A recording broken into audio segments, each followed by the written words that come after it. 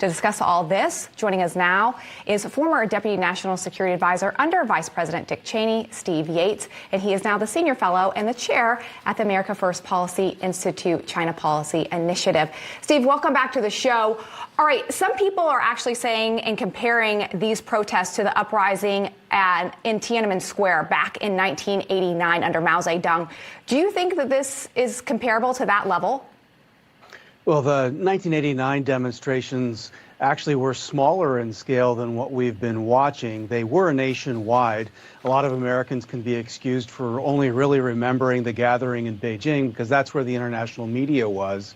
But what we've seen over the last couple of days involves far more cities, and in some ways it's more significant because this is a generation of Chinese people who have more to lose. The generation that came out of the 80s was poor, had some opportunity, but not as much to lose. They were fighting corruption and inflation, things that are still relevant to China today. But the fact that they organized so quickly and showed up in such large numbers and were finding ways to get past the Great Firewall of China to get their message out, I think is strategically significant beyond what we saw in 1989. Steve, interestingly, so all these things are stemming from the zero COVID policies that they've had there in China. How much do people in China actually know what's going on in the rest of the world in terms of both COVID and then how much attention they're getting, right? So because of the firewalls that China puts up and the censoring, do they actually have a sense of the world around them in terms of what's happening with COVID and then what's happening with them? Yeah, they really don't have the sense of what's happening in the world the way we would expect. You know, the technologies that were meant to be the last frontier of freedom and liberate oppressed peoples have been turned in China's dystopian world, but also in some other parts of the world, to being the tools of surveillance and control and censorship. We fight with that here, too. But in China, it's an extreme version of this. I think, though, another interesting coincidence is the World Cup. And the Chinese people wanting to watch the Chinese team and look at the international games.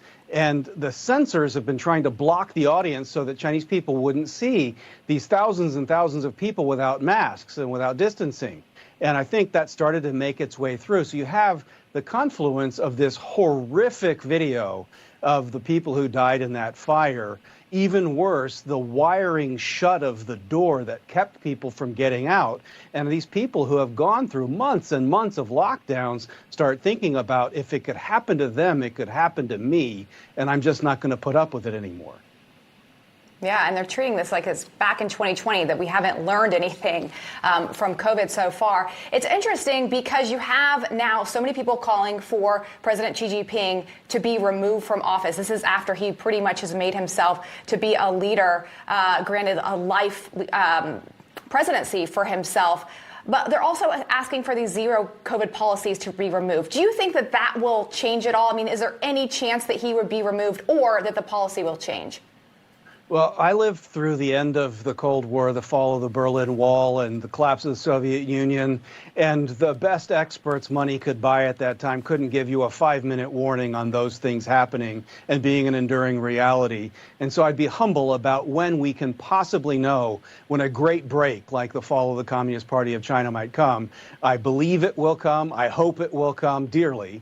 But what I think we're seeing now, we have to be cautious. Xi Jinping is the most malicious leader China has had in its communist leadership history. That includes Mao Zedong.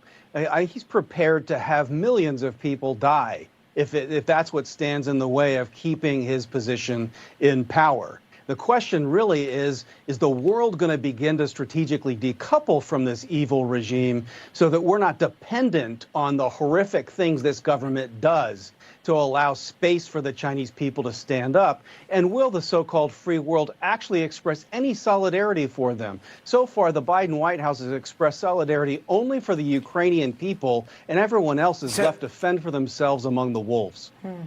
Steve, I have 20 seconds left, but let me ask you this. The Biden administration did comment this morning, and they talked about people being able to protest peacefully. Is that the right response? Not even close. He should have been talking about the tragic, unnecessary death caused by those policies, but I guess the administration was conflicted by its own support for lockdowns and wanted to shy away. And their dependency on them. Steve Yates, thanks for being with us. Thanks for this breakdown. My pleasure. Thank you.